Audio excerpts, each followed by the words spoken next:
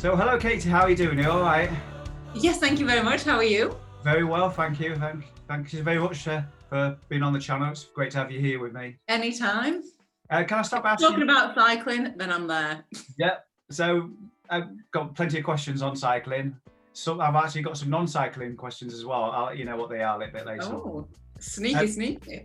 Yeah. Can I start by asking you to introduce yourself and what it is you do on your channel for those who've not seen your channel?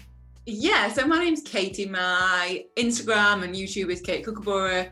Very quickly, that was just my nickname that I had as a kid from my parents, and it kind of just stuck. And I was like, okay, I'll do that. And then, yeah, so my channel is, I guess it's just started from me starting road cycling and being like a complete beginner, being like 100 kilos. And I guess it just shared like the progress of me riding, and then now I do like longer distance stuff. I've recently just started, I've just got a mountain bike, so I love climbing, I love hills. So yeah, I guess it's just sharing that journey with it, and then now it's just like trying to like share some of the knowledge and stuff that I've learned along like the last 5 years, I guess. So yeah, that is in a nutshell what I'm all about. Yeah. If cast mind back then, I don't know how many years, perhaps you can tell me. How did you first get into cycling then? So basically, I'd always as kids, everyone rides bikes, and then I remember I crashed into a car when I was riding home once. It was a parked car. It's probably only about 10 or 11, and since then I didn't ride bikes again until I was like 28. This car was parked and I was looking at the floor and I just smashed straight into the bonnet, and I was like, I did tell the person. I went and I was like, I'm really sorry, I just crashed into your car. Anyway, and then it just put me off, and I was like, oh no, I don't ever want to. My parents sold my bike. I was like, I do not want to ride that bike ever again. Yeah. And then I was traveling actually in Australia, and another YouTuber, I don't know whether anyone knows, in cycling, Durian Rider, like I kind of met up with him, and then he was talking about getting a bike. Because it was like a year out traveling. I'd been thinking about it, and then when I was in Adelaide, I bought my first road bike, and then I was just like, I remember it was like the most basic bike. It was like the cheapest one. It was from a giant shop in Adelaide, and it was the cheapest one they had, and that was still like about 500 quid, and that was a big chunk of money from my savings that I'd saved for my year traveling. And I remember the night before deciding whether I was going to buy it or not. I was like, oh my God, what am I going to do? Am I going to buy it? And then, yeah, I just decided just to go for it. And at that point, like I was, like when I'd gone traveling, I'd literally taken about 30 kilos worth of like clothes. I even had like hair extensions. Like I was like a completely different person. And so when I was deciding to get the bike, I was deciding whether or not, well, if I get the bike, I can't have all this crap, all these clothes, all this hair extension, all this makeup, and carry a bike as well. So I was like, right. So I remember staying up all night, sorry, there's a fly, all night thinking, oh my God, what am I going to do? Like, which decision am I going to make? And then I got up and I was like, I've got to get the bike. And so I literally gave all my stuff to the charity shops in Australia, and then just had this bike. And I remember going on it and said, oh, do you want to test ride it around the block? And I got on it and I was like, oh my God. Because you're like the first time using drop bars, you're like, yeah. I feel like I'm a racer or something. I was like, oh my God, this is amazing. Yeah. And then, so yeah, I did that, and then I just started riding, and I guess that's it. I mean, I was terrible. Like I remember it was really hard riding, like maybe 10K, like that felt like a big day out. And hills were really hard because I was like 100 kilos then, so I was much bigger than I am now, and it was just hard, but I just loved it. I just loved getting out and exploring, and yeah, I just loved it. Did you do a bit of commuting as well then at that point? Yeah, and so when I was traveling, I was working in a cafe in the centre of Adelaide, and it was probably about 10 or 12K away, I think it was. And that was the only way I could get there. Like there were buses, but it was just took longer. And I was like, right, I'll just start riding my bike. And then when I got back from traveling, my commute was about 20K. Like, and at that point, that was like, and it was hilly 20K. Yeah. And I was like, God, can I do it? And then I just used to do it. I started just doing it once a week. And I did it twice a week, then 3 times a week, and just built it up. And I think that was how I built all my base fitness. And I think commuting is sometimes a bit overlooked. But for me, it was like the base of my training. It taught me to like, fix punctures in the rain and like ride when you really don't want to ride, when you've just had a long day and you're like, oh, now I've got to ride home. But yeah, I think it's a good good tool. I think it's quite a common story that people are telling me that they get into cycling through just commuting to and from work, and it's 10 miles, it's 5 miles, whatever it might be. At the time you first get onto the bike as perhaps an adult later in life, 10 miles, it seems like, 100, you know what I mean? Yeah. And that's like an epic journey. Yeah, so how did you get into it? It was very similar, really. It must be like 2015. I just started, my ex-girlfriend at the time said, get yourself a bike, lose a bit of weight, all go encouraging and stuff like. Yeah. Yeah. And then commuting to and from work on a mountain bike, and it was about 10 miles. And I remember just trying on a Friday night at the end of after work sort of thing, and I was like, wow, I can do this. Right, I'm starting on Monday. I'm gonna do this. I'm gonna do it. That's awesome. Going in to and from work, 2-3 days a week sort of thing, and sort of going from there really, and then it became sportives, and then we become obsessed, and then we're like, we want to ride really far. Yeah, that's it. Yeah, and the more climbs, the better. Yeah. Exactly. Yeah. Well, I see. So yeah, it's similar. I mean, I guess maybe then, commuting was the way in. Yeah. So, got another question for you then. I'm sure I know the answer to this one. What would you say is your favourite part of going out on your bike? There's a couple of things. Like, I love being able to be like sociable. Like for me, like all my group of friends I've met now through cycling. So obviously like the social aspect of it, but I just love like climbs and views. Like I love. You said the two words I wrote down. Yeah, climbs and views. Like they are.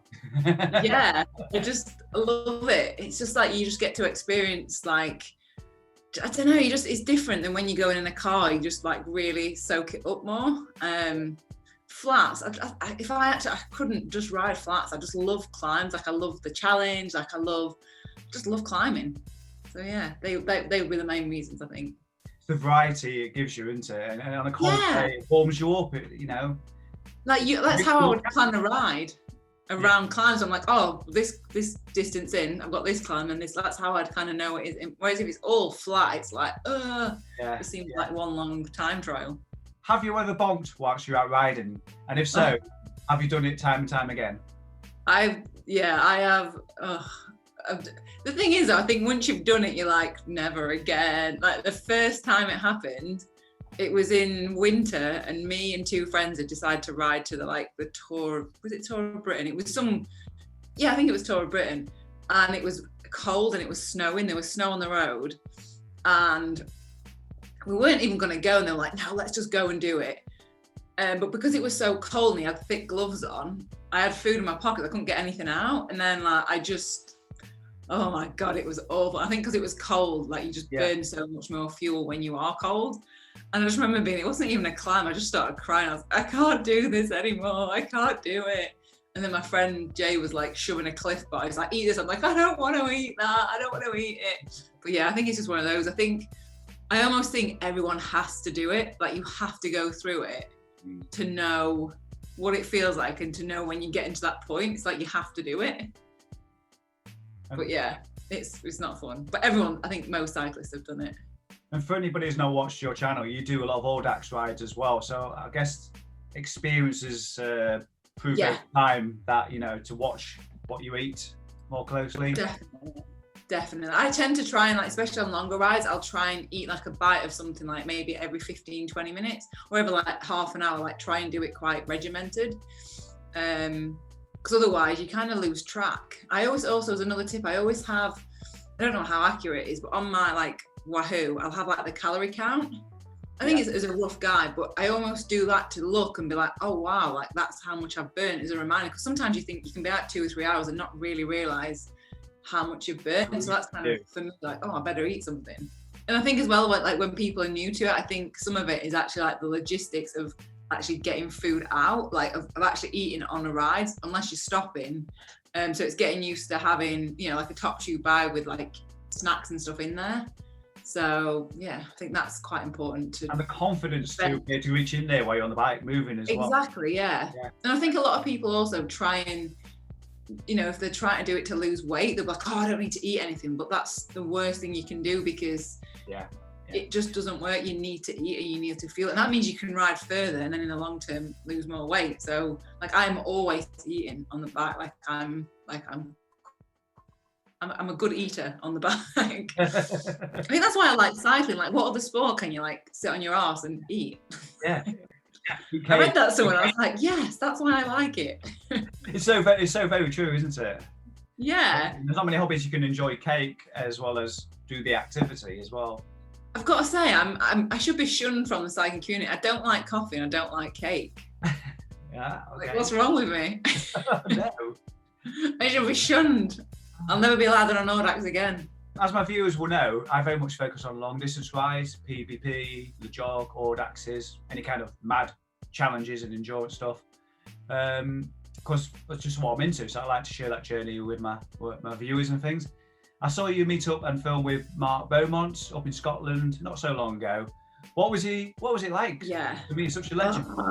He's funnier than I thought he would be, but then he's equally very serious. Like he's so knowledgeable, but you can see like he's determined, like he knows what he's doing.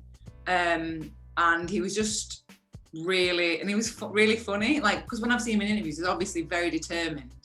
But yeah, it was really funny as well. It was just because obviously what he's done is like how is that even possible? So for people that don't know, Mark Beaumont has got the record for riding around the world in I think it's under 80 days. I think 79 days. 79, something crazy. 79 days, which is just insane. I can't remember what it worked out a day. I think it was like 400k a day or something for like 80 days. Yeah.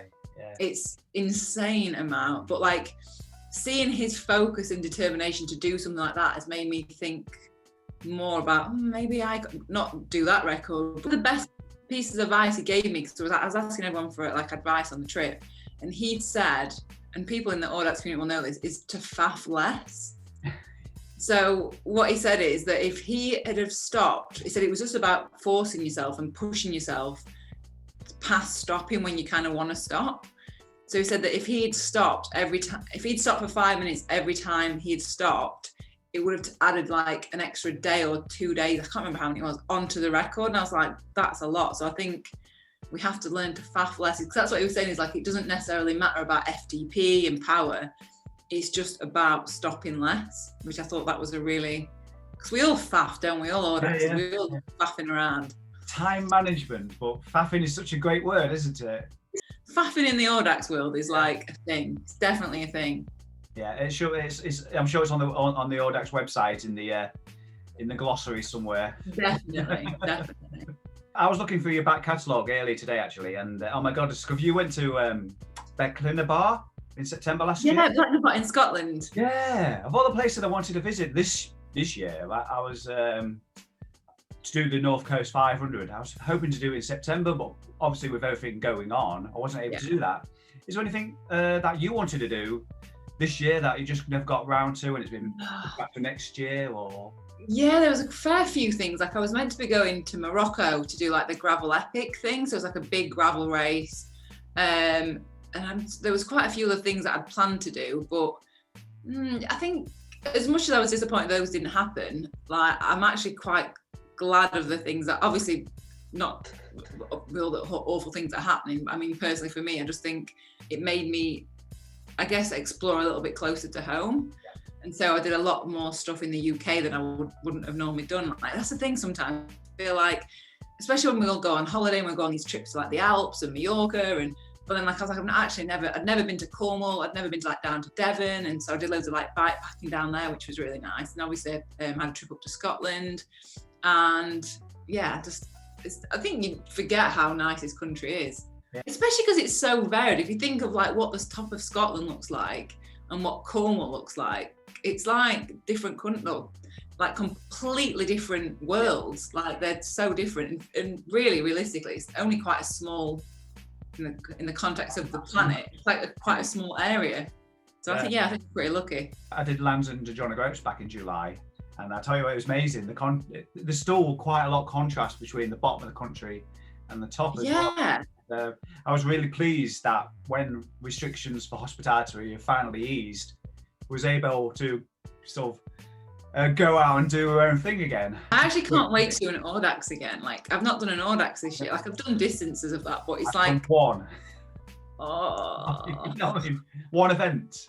And I've not done any. Not, that's why I love audax, because I love that, like, the community of it. Like, I really love it. It's so like old school and just, I love it. Like, I'm not like, I like sporties, but audax for me is like where I absolutely love it. Love them. Okay, I've got a bit of a game. Oh my god, okay. You, Katie. It's kind of this and that kind of questions. If you like to play along. For example, red or blue? You would say blue. Blue, right, okay, so it's dead easy. I'm going to set my timer and see how many we can get through in a minute. Do I have to explain them or just give the answer? Just give the answer. If there's any interesting ones, we'll perhaps get asked for explanation afterwards, maybe. Oh god. Right, okay. Before I speak. Here we go. Marks, get set. Go. Hills or flats? Hills. Indoors or outdoors? Outdoors. Work hard or play hard? Oh, both. Both, okay. Tea or coffee? Tea? I don't really like either. 80s or 90s music? 90s. Toilet paper, over or under? Over. I'll tell you some silly ones here. Kendall mint cake or a can of Coke or Pepsi? Oh, it depends if it's a really hot day or not. If it's really hot, I'd go for the Coke. If it's not, then I'd go for Kendall. I knew this was a tricky one. Cups in the cupboard, right side up or upside down? Oh, right side up. Yeah, of course. Yeah. Hard Knot Pass or Rosedale Chimney? I've got 10 seconds. Hard Knot. Hard Knot, definitely. Gravy or curry? Oh, neither. Road bike or mountain bike? Road bike, but I am getting into the mountain bike. We've run out of time. That's perfect question to finish on, because you've recently just got back into, well, not back into, but trying some mountain bikes, aren't you? That was a brilliant segue. Well done. That's what I thought. Segue. I did have some more to go through, but we ran out of time. Perfect. Yeah. So yeah, I've just got. I had a mountain bike as a kid, but I didn't really ride it. As a kid, you just go on the road, don't you? But yeah. I've just got it, and I am terrible. I'm not good at it. Like I'm stopping at every like kind of obstacle, but I'm slowly but surely getting better. But I love it. Have you ridden a mountain bike? Not since I started 5 years ago when I started getting back into cycling. But I'd love to get a hardtail or something and go on. Go for a little bit more than gravel. I have a gravel bike, but even with wider tires, I think I've got like 40s on there. Yeah. I've got narrow shoulders, so I've got really narrow bars. So when I was on the gravel bike, I still didn't feel very confident, I guess. And so because that's the thing, I don't know about you, but gravel in the UK, it's either tow pass that you could do on a road bike or for me anyway, mountain biking. It is round near me anyway. So yeah, getting the mountain bike has given me a fair bit more confidence as well. So yeah, I think I've got a taste, because I think it's September I did the Transpennine Trail on my Sonda. What was that like? There's lots of off-roady sections in there, and I was like, I feel like I'm gonna have to dive in perhaps this winter and get something, hire something, or just have a taste of a bit off-road, because it looks. What was the Transpennine Trail like? How is it? Just gravelly, or is it like mountain biking? It's over the top near the Pennines, near Woodhead Pass.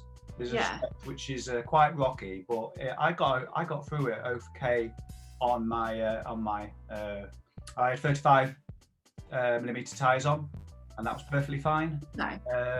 But because it was September, it was quite dusty still, quite dry. So now it'd be muddy and messy and all that sort of thing. So it's probably mountain bike territory at the moment there. Grassy sections, there's tow paths, tarmac paths, just a whole range of different surfaces, a little bit of road in there as well. Maybe we could coax some of the audax folk into doing some mountain bike. We'll do like a mountain bike audax. Yeah, that'd be good fun, wouldn't it? Yeah. We'll start off with 50k though, because 50k off road is like 200k on road. It's so hard. Even just a gravel bike audax would be new to the audax world, wouldn't it? Maybe we'll set that up. I like your T-shirt. Ah, the Lincoln Grand Prix. I got this in the Sportif 2017, I think, 2018. I really like it. Yeah, I Is got it a road event then? Yeah, it took place in 2018, I think. You got a T-shirt at the end. It was meant to run this year it was supported by Rafa. And at the very end of it, there's cobbled streets. There's a cobbled street finish. And it's one I of do know why you've said that. Yeah. They postponed it because it wasn't gonna go ahead, was it? And then Rafa bailed them out. They're already ticketing for next year. So we're looking forward to doing that. But it's a cobbled finish. And it's one of Simon Warren's top 100 climbs, Michaelgate. It's Michaelgate climb, Lincoln. That's why it's a good draw for lots of people. And, God, that sounds brutal. Yeah, it's really atmospheric because it's in the middle of the city centre, and they've got barriers all the way down the side, and there's lots of people shopping. It's all Lincoln, isn't it? Banging like this, shouting at you like "go go go" and all this sort. So you feel like you're like a pro. A pro, yeah. Yeah. As you're going up this 16-17% climb, it's I always do that one without fail. Yeah, I love it. It's like hills though, isn't it? People are really like, how can you like hills, but cobbles just not for me. Just a bit too jittery. I'm signed up for the Transcontinental race next year. And oh wow! There's the cobble sections in Belgium I was looking forward to, and still are. If that's there's like a parkour. There's a particular route you have to go through on your journey through Belgium. So that would have been a test, that's for sure. Yeah, definitely. Yeah. Because there's some gravel sections as well, aren't there? So I think a lot of people are trying to figure out what kind of bike to take because it's take spare tyres and just switch the tyres over for it. I mean, or just hike a bike to the top of this mountain in Montenegro somewhere. Katie, I've got some more questions about your channel. Can you tell me why you decided to start recording your adventures back on YouTube? I think it was because I wanted to try and help encourage other people, I guess. And I thought by showing kind of my journey of it might help encourage other people.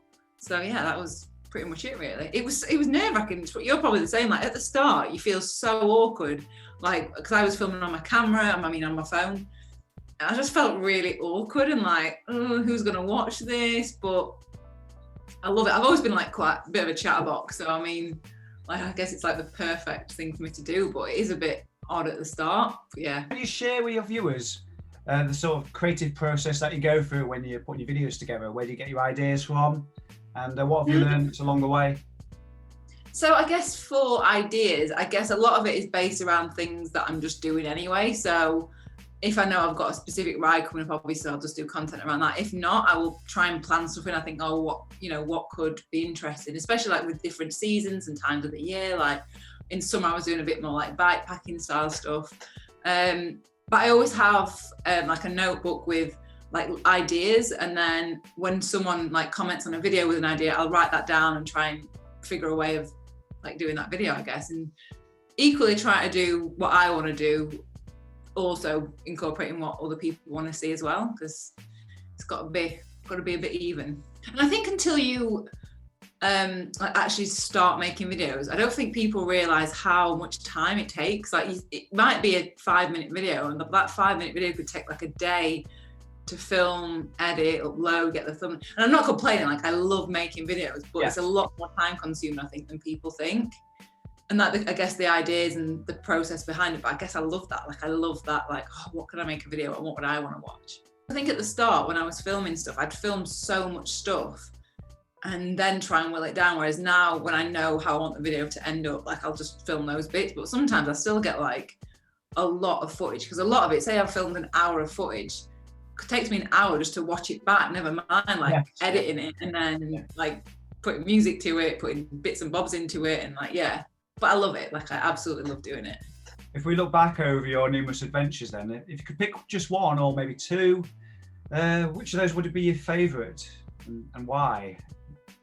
I think when I did Land's End John O'Groats, I did that 2 years ago. That was the first big multi-day event I'd done. It was 100 miles each day, and it was 9 days, and each of those days I was filming and editing and uploading a video every single night. So editing was harder than the riding, because I would get back on a night, I'd quickly eat something, and then I'd go and sit and edit all my footage from that day and get that video up that night.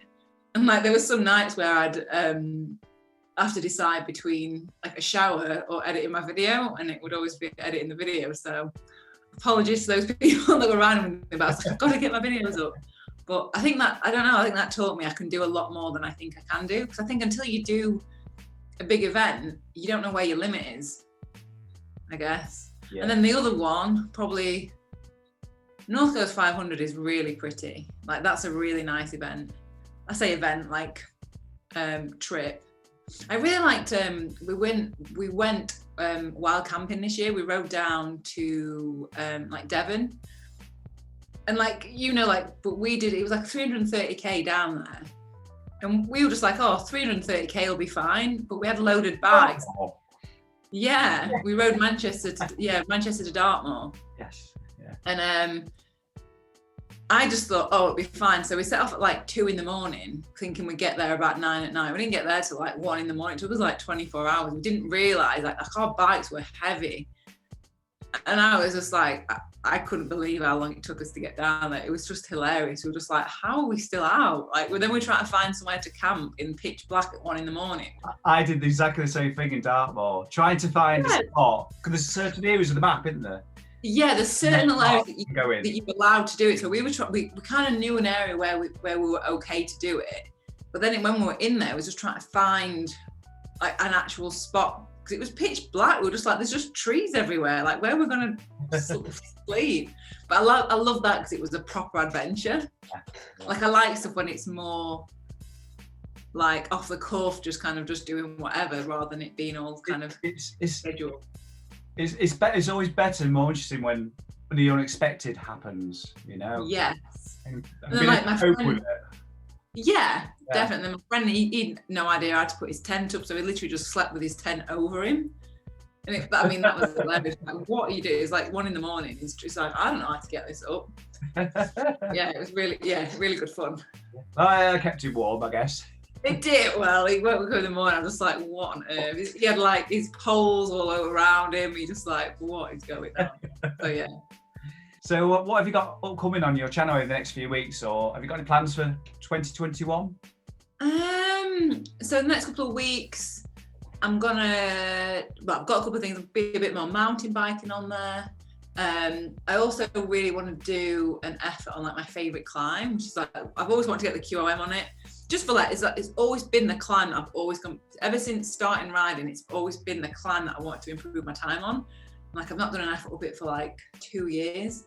And it's not really about the time, it's just about like just having a bit of fun and just riding as hard as you can for 20 minutes. So yeah, be mountain bike, some winter, bit of Zwift. Do you ride Zwift? As little as possible.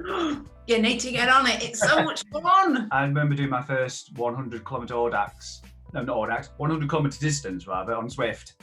I'm thinking, what the hell am I doing? What am I doing here? Oh, they do audaxes on there, actually. In winter, they do audaxes on there. Do they? Yeah. Meetups and things. Audax meetups. But you just don't get like the pavement picnic, so it's not as fun. You have to just kind of eat from a table. It's not as fun as sitting on the floor eating, is it? Outside of the garage. No. So I've got one final question for you this evening, Katie. And this is a question I've been asking everybody. We've got a bit of a leaderboard. The N+1 leaderboard, I call it. It's a little bit like Top Gear, yeah? So the question I'd like to ask is, how many bikes do you own? Well, I'm of the opposite opinion that N+1 isn't. I always try and have as few bikes as possible. So I actually own 3. Okay. And I wouldn't want, I don't know whether I would. I like having, I just don't like the upkeep of them. That's why I'm like, I don't want loads of bikes, because I can't store them. And it's just more maintenance. So yeah, I've got my like road bike, which is on my turbo. And then I've got a gravel bike, that's carbon. Then I've got a titanium gravel bike. And then I've got my steel mountain bike. But they're all very different. Like, I like that. I don't know why people have like bikes and I think, well, they do all the same thing. Why would you want that many bikes? Yeah. I've got 3. You probably already know that you're not on the top of the leaderboard then, because the leader's got like Leonard Lee. I don't know if you're familiar with him. Yeah. He's got 6 bikes. 6? Like, Yeah. how do you maintain 6 bikes? That's Also, it. That's cost fortune. It does, like, because then you've got to get 6 loads of pedals, 6 loads of your favourite saddle. Like, always checking, like, no, I just want a few that are perfectly maintained, easy, that I know that, at 6, I couldn't handle it. Yeah. How many have you got? I've got 3 as well. Yeah, what 3 have you got? I've got a titanium, which is my Sonda I bought in March this year. I've got a commuter bike, which is a hybrid, and my previous carbon road bike. See, I think that's really neat. I'm also about quality rather than quantity. Yeah, absolutely. Yeah, makes sense, doesn't it? Exactly. It's more about the cost and the maintenance, so thing, which would. Yeah, it's just a lot more faffing. I kind of know when stuff's gone on this one. Like, I know I've just had a gear cable in that, so I kind of know potentially when stuff's gonna need replacing. But so yeah. What have you got coming up on your channel? I don't know really. I'm gonna continue with this cycle chat segment and see where it takes me into December in the new year, really. Because I'm training for Transcontinental at the moment. It's been very much of a year discovery for me this year, 2020. With everything being cancelled, it's all been about solo rides, going out there, trying different things, pushing myself, and all the training for TCR has gone out the window. But I know it's only 8 months away now. June next year. So I've got to start planning seriously for that. So there'll be a lot more videos on my training for TCR. Will you film that? Will you try and film parts? Because I always think with things like that, it's so hard. Do you just go and do it and like you just want to get there as fast as you can, or is it? Because that's another thing. Like with filming stuff, it takes a lot of time and energy when you're thinking, I need to get my camera out now. I need to just like document this. The closest TCR was Paris, which I did last year. I had the camera mounted underneath the handlebars for pretty much most of the 3.5 days, and didn't do a lot of vlogging and stuff like that. If I was going to do TCR, I wouldn't want to miss out filming parts of the journey. To answer your question, I don't really know at this point how I'm going to approach it yet, because I'm not in my 20s anymore. So I'm going for the experience of going across all these hills and all these amazing countries and seeing all the different cultures and all that sort of thing. So yes, it's going to be a race from one place to another, but I want to enjoy it and take it in along the way. So I think that's like the best, because that's the thing. I think unless you're like in that top 5, like I think if I ever did it, I wouldn't go and be like hammering it, trying to race it. Like I'd want to go and film it and make it the journey of it. I think it's more interesting for us to watch you. I'd love to watch all that. I'd love to watch those videos. I want to see you like crying at the side of a road. I want to see you like cheering when you're top of a mountain, like hiking a bike. I don't think I've ever really seen anyone like, and from a personal perspective, doing TCR and filming it. It's always like from a documentary maker's point of view, rather than it being their own. Yeah, there's very few videos of TCR riders on YouTube. You do have to hunt around a bit, but I've seen a couple. But that gives me ideas. Yeah, I'd love to be able to like take a drone with me and things like that. But oh god, I will definitely. I'm sorry, I don't know where my camera is. I'm like, there's no way I'm taking my camera. You've seen my camera. You've held my camera. Yeah. I would not. Oh, would I take it? No, I wouldn't be taking that. Or would I? I'm like, oh, but the shots, the photographs. For me, I love looking back on trips that I've had with my mates, and I'm just like, oh god, that was so funny. I love that audaxes. For me, that's how I really got into YouTube. I wanted to be looking back on the places that I visited and the people I met on the way, and it's kind of a scrapbook, isn't it?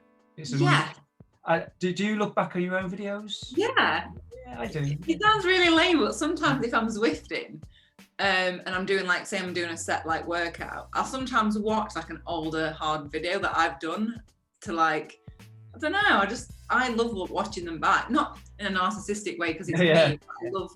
It's like watching like old videos back, isn't it? Like family videos and stuff. Yeah. I've had quite a busy year, really, going different places and stuff like that. And sometimes, if you do loads of things, you forget about some of the most important things that you've been through along the way. And it's good just to look back, take some time away from cycling and all videos and just watch it all back and get other ideas, and makes you want to go again, doesn't it? I think for me, I think sometimes, and maybe we all do this, but I think we're really hard on ourselves, especially in like the site. Like you forget that, like for you, like you started riding like what 5 years ago. Like we've not been doing it years and years and years. And like I forget where I sometimes come from. If I get like with this mountain bike, I sometimes get frustrated that I'm not. I mean, I've been on a mountain bike like 3 times and I'm frustrated that I can't ride everything. I'm like, of course I'm not going to ride anything. I wasn't riding hard not 3 weeks after I'd got a road bike. It took me a long time to get better at it. So I think, I guess that's a takeaway from what I would say is like I guess that's why I like seeing it. I remember that being a really hard ride, and then now it makes you realise like actually how far you've come. There's not many hobbies out there where you're always trying to push your boundaries and trying to do something more and more challenging, extreme. Yeah. You try and get better at something, say golf, but like with riding, there's no real limit. It's like it's as far as you want to go or as fast as you can physically do it. Yeah. Which I think is sometimes a good thing, but also I think it's quite a bad thing. Because I know that I know a lot of people like Emily Chappell who did, she won TCR. She was the first one at TCR a few years back. Yeah. And like I did a video interview with her, and she was saying like sometimes it's hard because people keep expecting you to do these like big things. Oh, well, what are you going to do now? I always get that. What big thing are you going to do next year? And it's like it's pressure sometimes. It's like actually I just want to enjoy riding my bike. And I think we all do it as cyclists. We always want to do something bigger and better, but there's got to be a ceiling at some point where you're like, do you know what? I just don't want to do it anymore. What's Mark Beaumont going to do next? You know what? Exactly. Can't do anything. What's he going to do? What's he going to do? So it's been fantastic speaking to you, Katie. It's good to have you on the show. Lots of interesting stories there. Hope everybody found it interesting. So. Yeah, thanks so much for having me on. Although there was none. You said there were going to be some non-bike questions. Oh no, were they the quiz questions? Yeah. Okay. Yeah, red or blue. I could throw one more in if you want. Oh, go on then. Just one more. It's raining. It's chucking it down. Mud guards or no mud guards? Mud guards. Hey, that's an easy one. We're in the audax club. We've got to have. Honestly, I get asked, "Oh, should I use?" Of course, you should use them. And just below, I've got Scooby-Doo or Tom and Jerry. I don't think I watched either. I used to watch Tom Stank Engine. That was my favourite. Oh yeah. Well, on that note, Katie, thank you very much for being on the show. I hope everybody at home enjoyed it. Until next time, we'll see you again soon. Bye-bye, everyone. Bye.